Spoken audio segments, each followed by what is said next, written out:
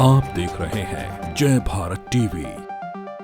हमने पिछले चुनावों में देखा है, 4 चुनावों में, कि आखिरी दिन आते आते कई सीटों की स्थितियां बदल जाती हैं। इस दफ़ा भी कुछ ऐसा ही होने वाला है, लेकिन मुकाबला टक्कर का है। एक ऐसा दल जो अभी 6 महीने पहले चुनाव में कूदा, उसके प्रत्याशी का दूसरे नंबर, तीसरे नंबर पर आकर फाइट करना कांग्रेस भाजपा के सामने, ये बड़ी बात। पिछले चुनाव और इस बार के चुनाव को आप देखेंगे तो कांग्रेस का घर अपेक्षाकृत शांत है और बीजेपी में ज़्यादा सरफुटअव्वल देखा जा रहा है। लेकिन इस बात को सब समझ रहे हैं कि वो लहर, वो सुनामी इस बार नहीं है।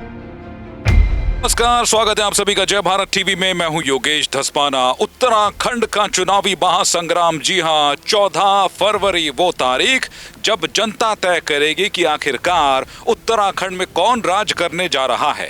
ये राज करने का ही तो सवाल है कि इस वक्त जो है सभी राजनीतिक दलों ने अपना पूरा दमखम लगा दिया है कि इस बार उत्तराखंड चुनाव 2022 में उनकी सरकार बनने जा रही है। कांग्रेस, बीजेपी, आम आदमी पार्टी, यूकेडी या फिर अन्य कोई दल हो, सब अपनी ताल ठोक रहे हैं और सभी का यह कहना है कि इस बार उत्तराखंड में उनकी सरकार बनने जा रही है। लेकिन जनता जनार्दन है और जनता ही ये तय करेगी कि आखिरकार 70 विधानसभा सीटों में इस बार कौन राज करने जा रहा है। 70 विधानसभा सीटों का चुनावी गणित क्या कह रहा है।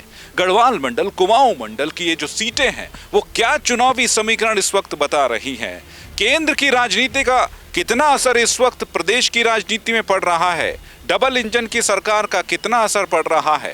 कांग्रेस का जो कहना है, चुनावी वादे जो कर रही है, उसका कितना असर जनता पर पड़ रहा है, ये हम आज चर्चा करने वाले हैं। और चर्चा में हमारे साथ जुड़ेंगे हमारे वरिष्ठ संवाददाता हेम भट्ट जी, साथ ही साथ हमारे साथ जुड़ेंगे हमारे संवाददाता अंकित काला, क्योंकि बेहद महत्वपूर्ण है। क्योंकि कहते हैं कि किसी भी चुनाव की नब्ज अगर टटोलनी हो और उसके बारे में जानकारी हासिल करनी हो तो सबसे ज्यादा जानकारी जो रखते हैं वो रखते हैं खबरों पर अपनी पैनी नजर रखने वाले, खासकर चुनाव में। आपको खासकर बता दें कि हमारे दोनों जो वरिष्ठ संवाददाता हैं आपको बताएं कि उत्तराखंड की राजनीति को पिछले कई दशकों से जानते हैं और वो जानते हैं कि इस वक्त उत्तराखंड की राजनीति में क्या चल रहा है और इन 70 विधानसभा सीटों में क्या गणित है, पर्वतीय सीटों में क्या गणित है, मैदानी सीटों पर क्या चल रहा है। केंद्र की मोदी सरकार जब कुछ कहती है तो उसका असर कितना इस वक्त उत्तराखंड की सरकार पर पड़ता है। और इन 2 दशकों में जो उत्तराखंड की राजनीति में जो हुआ है, जो पैटर्न रहा है यहाँ पर, बीजेपी कांग्रेस, कांग्रेस बीजेपी, और इस बार जब आम आदमी पार्टी का पदार्पण उत्तराखंड में हुआ है तो क्या ये चुनावी समीकरण जो बीजेपी कांग्रेस के लिए पिछले दशकों में हुआ करता था, क्या ये चुनावी समीकरण उनके लिए भी बदला है? क्या उनके लिए एक बड़ी जो है एक चुनौती पेश इस वक्त आम आदमी पार्टी कर रही है? उधर यूकेडी की अगर बात करें, उत्तराखंड क्रांति दल के बारे में भी ये कहा जा रहा है कि एक संजीवनी की जरूरत उत्तराखंड क्रांति दल को है।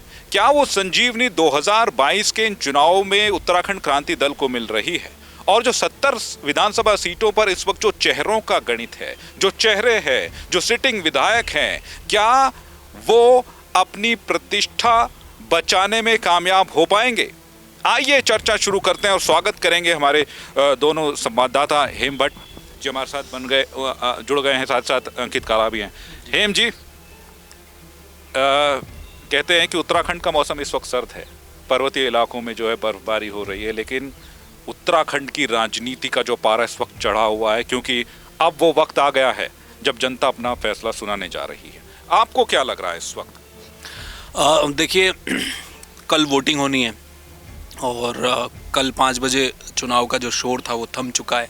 आज ही का एक दिन है और कल लोगों को वोट के लिए निकलना है और एक बड़ी जिम्मेदारी है आम नागरिकों के ऊपर कि चुनाव में जाएं और ज़्यादा से ज़्यादा वोट करें। हमारी भी अपील है कि उनसे वोट किया जाए, कर एक अच्छे फीसदी मतदान जो हो, पुराने रिकॉर्ड टूटे, लोग ज़्यादा वोट करें। राजनीतिक दलों की स्थिति ये है कि योगेश जी, इस समय एक जो पैटर्न हमें दिख रहा है, जो स्थिति बनी थी 2012 में, 31-32 का आंकड़ा था, कांग्रेस ने सरकार बना ली थी, पीडीएफ जो बना था निर्दलीय लेकर आए थे, कुछ उस तरह का होता दिखाई दे रहा है। बहुत टाइट है इस समय चुनाव और ये कांटा किसी भी तरह झूल सकता है। अभी तक की जो स्थिति है, और आज का पूरा दिन है और ये दिन भी बहुत महत्वपूर्ण है। और ख़ासकर जब अंतिम दिन जब कभी भी चुनाव का रहा है, हमने पिछले चुनावों में देखा है, 4 चुनावों में, कि आखिरी दिन आते आते कई सीटों की स्थितियां बदल जाती हैं। इस दफ़ा भी कुछ ऐसा ही होने वाला है, लेकिन मुकाबला टक्कर का है। मुकाबला टक्कर का है। अंकित जी, आपको क्या लग रहा है? बिल्कुल, देखिए मैं हेम जी की बात से काफ़ी हद तक सहमत हूँ, क्योंकि जो परिस्थितियाँ हैं वो 2017 वाली तो नहीं है योगेश, क्योंकि जिस तरीके से मोदी लहर थी और काफ़ी हद तक जो माहौल था, परिस्थितियाँ थी, जो मिथक भी था वो भी बीजेपी के पक्ष में था। तो इस समय तो हमें 2012 का चुनाव याद आ रहा है, जब 32 सीटें जो है वो कांग्रेस पार्टी जीती थी और 31 सीटें भाजपा जीती थी। और इस पूरे समीकरण में जनता के मूड को भांपना काफ़ी कठिन था। तो वही परिस्थितियाँ कहीं ना कहीं इस समय निश्चित रूप से है। और 5वीं विधानसभा के लिए जिस तरीके से तमाम जो प्रत्याशी आप देख रहे हैं, जिस तरीके से वीडियो सामने आ रहे हैं, कोई रो रहा है, कोई कुछ कह रहा है, तो सभी प्रत्याशी जानते हैं कि कहीं ना कहीं माहौल तो कहीं कंफ्यूजिंग वाला है। तो इस समय मेरा तो सीधा तौर पर जितना मैंने कवर करा है, जितनी हमने यहाँ पे विधानसभाएं देखी है, तो काफ़ी कांटे की टक्कर है और हर एक सीट में काफ़ी ज़ोरदार फाइट जो है तमाम प्रत्याशी दे रहे हैं। अब बहरहाल इन सब गणित को अगर समझना है तो अभी आप देखेंगे कि तमाम जो राष्ट्रीय नेता है वो इस वक्त उत्तराखंड में डेरा डाले हुए हैं। इसका क्या असर पड़ता है, साथ ही साथ एक जो मिथक चला आ रहा है, अगर आप चारों विधानसभा के इलेक्शन देखेंगे तो एक बार बीजेपी कांग्रेस का जो मिथक चला आ रहा है, तो हमारा सीधा तौर पर इन सब चीज़ों के पर हमारी नज़रें बनी हुई है। और साथ ही साथ ये देखना होगा कि क्या ये जो मिथक जो चले आ रहे हैं वो इस बार भी रहते हैं या नहीं रहते, या मिथक को तोड़ करके जनता जो है क्या इस बार जो है पुनः जो मौजूदा सरकार है उसका रिपीट कराती है या कांग्रेस को इस समय चांस देती है। तो इन सब परिस्थितियों को लेकर के जनता अभी काफ़ी सोच विचार में लगी है और तमाम प्रत्याशी अपनी ओर से तैयारी कर रहे हैं। तो हम तो लास्ट में यही कह सकते हैं कि जनता के दिल में अभी क्या है इसको बताना काफ़ी जटिल है। अंकित ने जिस तरीके से बताया हेम जी कि जनता क्या सोच रही ये बताना भी मुश्किल है, क्योंकि कहा जा रहा है कि ये चुनाव साइलेंट वोटर्स का है। ये वो तय करेंगे कि आखिरकार किसकी सरकार बनने जा रही है। आपको क्या लग रहा है इस वक्त, गढ़वाल की राजनीति की बात करें, कुमाऊं की राजनीति की बात करें, फोकस इस वक्त कहां पर, किस राजनीतिक दल का ज्यादा है, क्या लग रहा है? देखिए, कुमाऊं का जो क्षेत्र है वो बड़ा दिलचस्प इस समय है, कांग्रेस के लिए भी और भाजपा के लिए भी। भाजपा की कुछ चिंता है जो इस समय कुमाऊं से जुड़ी हुई है। आखिरी वक्त में जो एक मुख्यमंत्री मिले खटीमा से, पुष्कर धामी, लेकिन तकरीबन 4 साल और कुछ महीने तक त्रिवेंद्र सिंह रावत रहे गढ़वाल से मुख्यमंत्री। तो ये इस तरह का परसेप्शन वहाँ रहता है कि पिछली बार जब हरीश रावत चुनाव में थे, मुख्यमंत्री थे, तो वो चुनाव हार भी गए कुमाऊं से मुख्यमंत्री रहते हुए, किच्छा की सीट हार गए, हरिद्वार ग्रामीण भी हार गए, तो उसका भी फ़ायदा नहीं हुआ था। तो ये कुछ ऐसे विषय हैं जिसको आप क्षेत्रीयता से जोड़कर हम देखते हैं। तो भाजपा को कहीं ना कहीं चिंता इस समय थी। उसके पीछे एक दूसरा बड़ा कारण था कि उधम सिंह नगर, हरिद्वार का जो किसान बेल्ट का जो पूरा इलाका है ग्रामीणों का, और 1 साल जिस तरह से पूरा किसान आंदोलन रहा है, उसकी जो आंच है वो उधम सिंह नगर में भी है। अभी आपने पश्चिमी उत्तर प्रदेश के पहले फेज में 58 सीटों का पोल हो चुका है, तो वहाँ का असर आप देखिए कि पूरे पश्चिमी उत्तर प्रदेश से मिलती हुई ये दोनों ज़िले हैं हमारे, उधम सिंह नगर भी, हरिद्वार भी। तो कहीं ना कहीं चिंता का विषय था भाजपा के लिए। इसलिए आप देखेंगे पूरी ताकत जो बीजेपी ने झोंकी वो कुमाऊं की तरफ ज़्यादा जोर रहा। आज आखिरी दिन जब कल था इलेक्शन का, तो भी प्रधानमंत्री रैली कर रहे थे और योगी आदित्यनाथ को भी आखिरी समय कल लाया गया। तो कुल मिला के भाजपा का फोकस था। उसी तरह कांग्रेस कुमाऊं की तरफ ज़्यादा कर रही है, फोकस है, क्योंकि गढ़वाल में ऐसा लगता है कांग्रेस को कि इस बार उनका प्रदर्शन बेहतर रहने वाला है पिछली बार से। ये कांग्रेस का अपना आकलन है और ओवरऑल जो हम देख रहे हैं वो परिस्थिति कुछ ऐसी बन रही है कि कांग्रेस गेन कर रही है। पिछली बार की तरह जो एकदम लैंडस्लाइड विक्ट्री जो हुई थी भाजपा की, वो नहीं है। जब फाइट में है तो ऐसी सीटों पर कंसंट्रेट कांग्रेस भी कर रही है कि जो लोहा गर्म है उधम सिंह नगर का, मैदानी क्षेत्रों का, किसान बेल्ट का, उसे भुनाया जाए, ये कोशिश कर रही है। इसलिए आप देखेंगे कि हरीश रावत भी चुनाव लड़ने हरिद्वार ग्रामीण लड़ सकते थे, लेकिन बिटिया को उतारा और ख़ुद लाल कुआं चले गए कि एक तरह से कुमाऊं को साधने की कोशिश की गई, बिटिया को उतारा गढ़वाल में। फोकस है, अब देखते हैं 10 तारीख को नतीजे सामने आएंगे, लेकिन उससे पहले मामला टाइट है, दोनों दलों के बीच ज़बरदस्त टक्कर इस समय चल रही है। इसमें आकलन क्या लगा रहे हैं? अब गढ़वाल के अगर सीटों की बात करें तो क्या लग रहा है, बीजेपी कितनी, कांग्रेस कितनी, आम आदमी पार्टी का खाता खुल रहा है क्या गढ़वाल में? देखिए, आम आदमी पार्टी का गढ़वाल में तो मुझे अभी कोई ऐसी सीट नहीं दिखाई दे रही है। कर्नल अजय कोटियाल एक अच्छा चुनाव लड़ रहे हैं और व्यक्तिगत रूप से अच्छे इंसान हैं, वो राजनेता तो नहीं है। उनके सामने विजयपाल सिजवाण है, कांग्रेस से गंगोत्री के मजबूत दावेदार वो माने जा रहे हैं और ये माना जा रहा है कि गंगोत्री में कांग्रेस इस दफ़ा माँ गंगा का आशीर्वाद कांग्रेस को मिल सकता है। गढ़वाल में मुझे कोई ऐसी सीट नज़र नहीं आ रही है आम आदमी पार्टी की। कुमाऊं में एक सीट है जसपुर, जहाँ से डॉक्टर यूनिस चौधरी हैं, वो एकमात्र मुस्लिम कैंडिडेट हैं और मुस्लिम वोट बैंक अच्छा खासा है जसपुर में। क्या वो सीट आम आदमी निकाल पाएगी? थोड़ा सा डाउटफुल है, लेकिन टक्कर में। काशीपुर में भी आम आदमी पार्टी के जो प्रत्याशी हैं दीपक बाली, वो काफ़ी हद तक करीब आए हैं।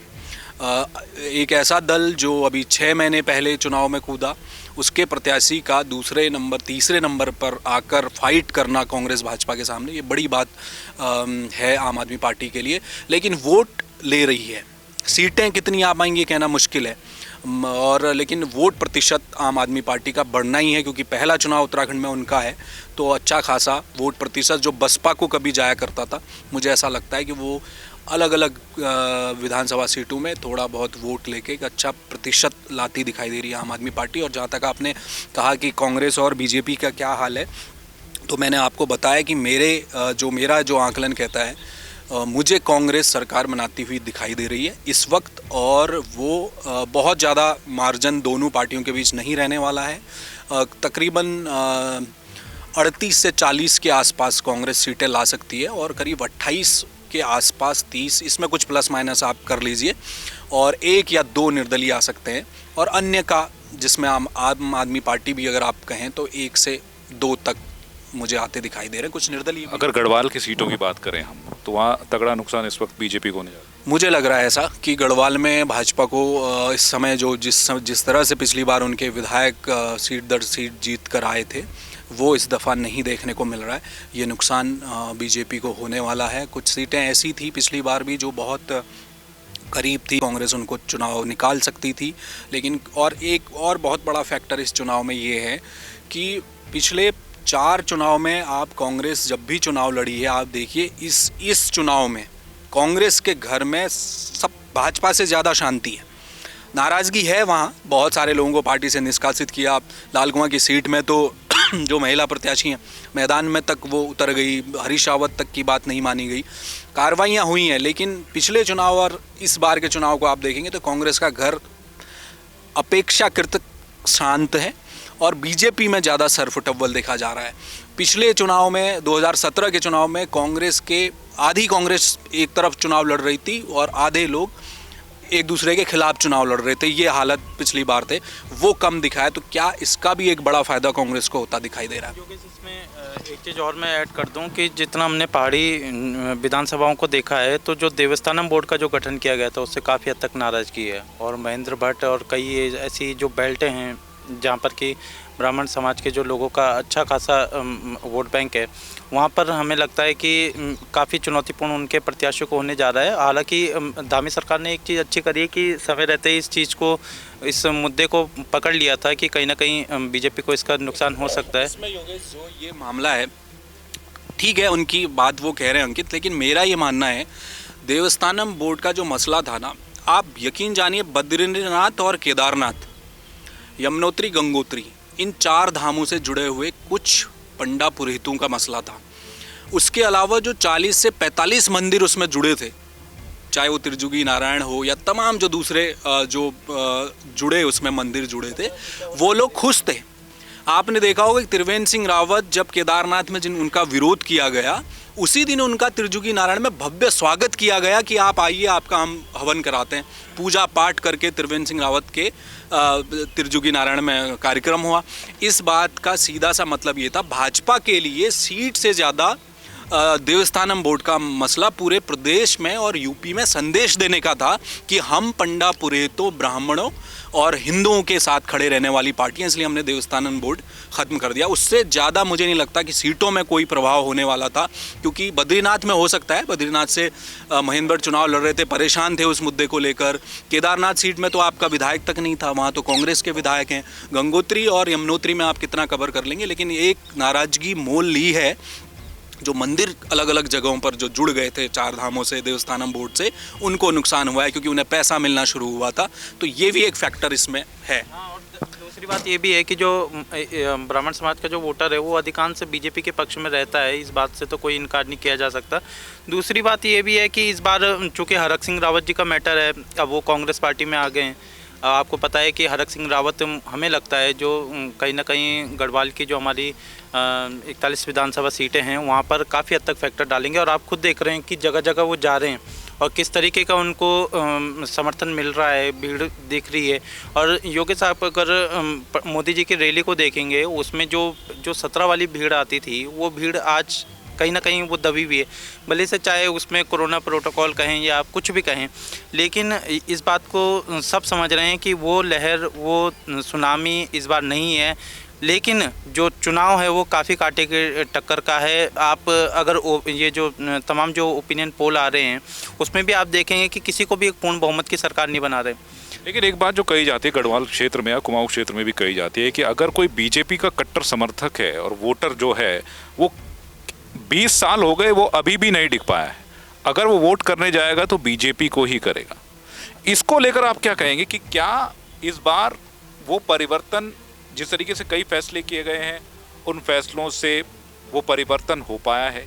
क्या वो जो एक कट्टर समर्थक, क्या कहें कि बीजेपी का जो एक वोटर था बड़ा, उसको, उसके मन में कहीं कोई पसोपेश की स्थिति बन रही है क्या?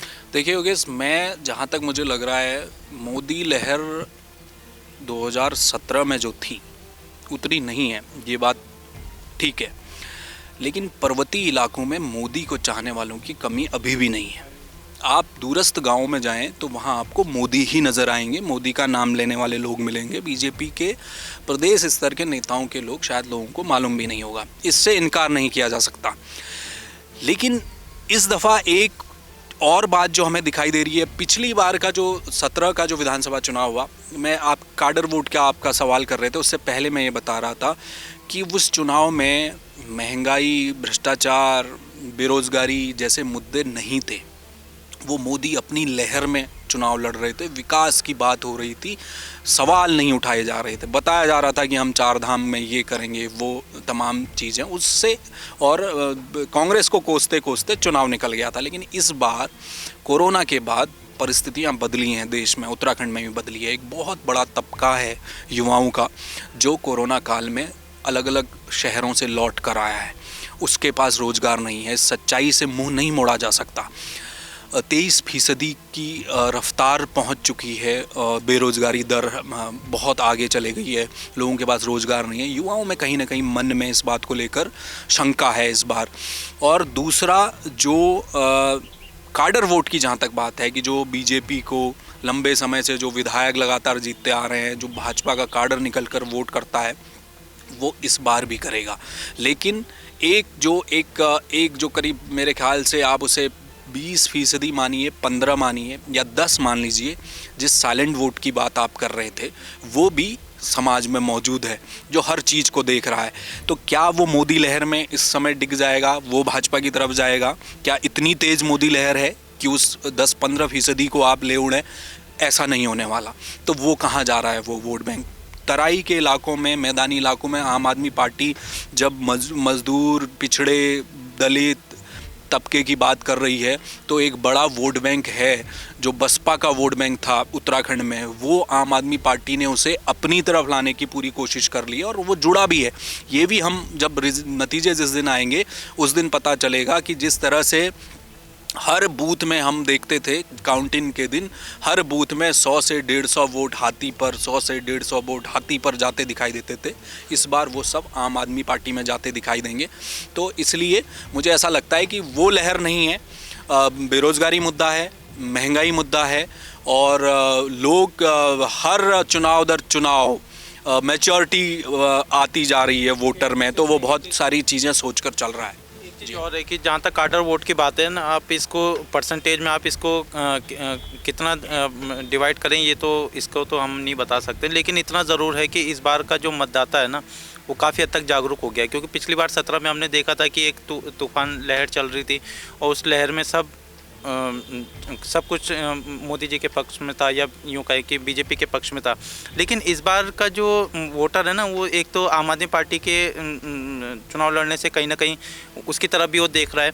दूसरा क्या है कि जहाँ तक काडर वोट की बात है, तो उसमें जो इस तरीके के वोटर हैं वो महंगाई हो, चाहे बेरोजगारी का मैटर हो, चाहे ये भर्तियों में जिस तरीके से सरकार ने रोक लगाई है उसका मैटर हो, तो युवाओं में हम जितने जगह गए तो काफ़ी हद तक नाराज़गी थी। हालांकि हम जो काडर वोट है वो कितना कांग्रेस की तरफ आता है या वो कितना छिटकता है ये तो हम नहीं बता सकते हैं, लेकिन इतना ज़रूर है कि परिस्थितियाँ इतनी सीधी नहीं है जो कि भाजपा सोच रही है या कांग्रेस सोच रही है। सबके लिए कांटे की टक्कर है, और कहीं ना कहीं आम आदमी पार्टी ने जिस तरीके से अभी आपने कल उनका वचन पत्र देखा, उसमें सारी चीज़ें ये जिस तरीके से दिखी कि बेरोजगारी भत्ता देंगे, ये सब, चाहे नए जिलों का गठन था, इन सब चीज़ों से कहीं ना कहीं जो मतदाता है वो काफ़ी इन पर भी ध्यान दे रहा है। देखिए, जहाँ तक हम 29 सीटों की बात करें योगेश, तो कुमाऊं में कहीं ना कहीं कांग्रेस पार्टी ने तो उसमें काफ़ी हद तक ध्यान दिया है। ऐसा नहीं कि बीजेपी भी अपनी तरफ से पूरा प्रयास कर रही है, और अभी आप अल्मोड़ा में मोदी जी की भी रैली हुई, तमाम अन्य जगहों में पर भी हुई। तो हम अगर 29 में से देखें तो आम आदमी पार्टी की, विशेषकर हम काशीपुर की बात करेंगे तो वहाँ पर काफ़ी हद तक आम आदमी पार्टी फाइट दे रही है। इसके अलावा अन्य की हम बात करें, भुवन कापड़ी की बात करें, इसके अलावा हरीश रावत खुद कालाडूंगी से चुनाव लड़ रहे हैं। तो कई विधानसभाओं में अच्छी खासी फाइट कांग्रेस पार्टी दे रही है, और इस बार हमें लगता है कि 2022 के इलेक्शन के लिए कांग्रेस पार्टी ने काफ़ी हद तक कुमाऊं में वो तैयारी करी है। अब इसमें 29 में से कितनी सीटें भाजपा को और कांग्रेस को जाती है ये तो वक्त बताएगा, लेकिन बहरहाल हमारा आकलन कह रहा है कि इस बार कहीं ना कहीं जनता कांग्रेस को काफ़ी हद तक इसमें सीटें दे सकती है, कुमाऊं में भी चाहे गढ़वाल में भी, लेकिन एक आधा सीटें से ज़्यादा सीटें आप देख, 20 से ज़्यादा